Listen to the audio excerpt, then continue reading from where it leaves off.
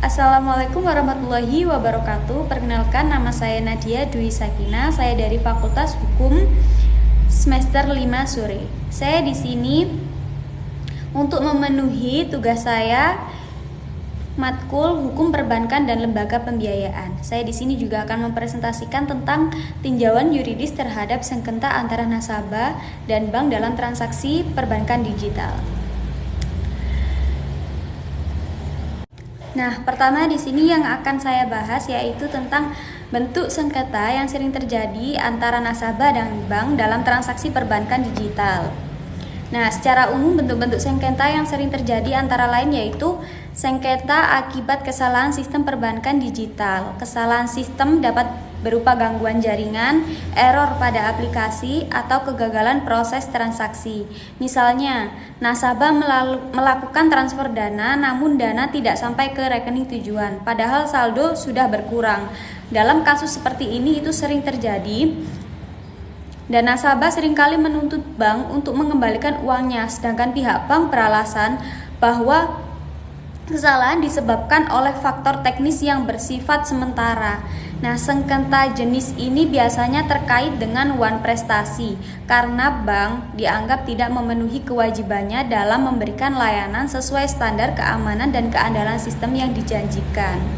Nah, selanjutnya sengketa akibat pembobolan rekening atau skimming. Kasus pembobolan rekening nasabah menjadi salah satu bentuk sengketa yang paling sering terjadi. Pembobolan ini dapat terjadi melalui skimming, yaitu pencurian data kartu ATM melalui alat khusus pada mesin ATM. Yang kedua yaitu phishing, yaitu penipuan dengan cara mengirimkan tautan palsu yang menyerupai situs resmi bank, yang biasa terjadi biasanya kirim di WA, Instagram, atau di sosmed itu. Dan yang ketiga yaitu hacking, peretasan langsung terhadap sistem keamanan perbankan atau perangkat nasabah. Dan dalam situasi ini biasanya nasabah mengalami kerugian finansial karena uang di rekeningnya hilang tanpa sepengetahuannya. Pihak bank sering menyatakan bahwa tanggung jawab berada di tangan nasabah karena dianggap lalai menjaga kerahasiaan seperti PIN, atau sering memberikan kode OTP yang ke orang tidak dikenal. Sedangkan nasabah menilai sistem keamanan bank yang lemah menjadi penyebab utamanya.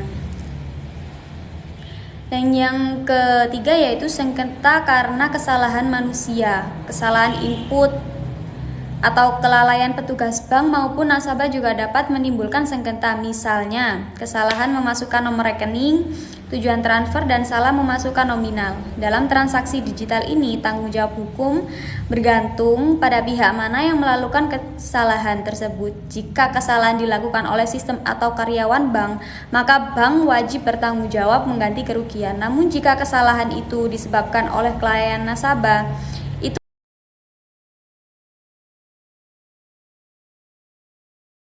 dan pembahasan yang kedua yaitu tentang tanggung jawab hukum bank terhadap kerugian yang dialami nasabah akibat kegagalan sistem atau kejahatan transaksi digital. Tanggung jawab yang pertama yaitu tanggung jawab hukum secara perdata. Hubungan hukum antara bank dan nasabah pada dasarnya didasarkan pada perjanjian kontrak ketika nasabah menyimpan dana di bank atau menggunakan layanan perbankan digital. Terjadi hubungan hukum yang menimbulkan hak dan kewajiban bagi kedua belah pihak. Dan dengan demikian secara perdata, tanggung jawab bank dapat berupa ganti rugi finansial berupa pengembalian dana yang hilang. Yang kedua, pemulihan layanan seperti pengaktifan kembali rekening. Dan yang ketiga, permintaan maaf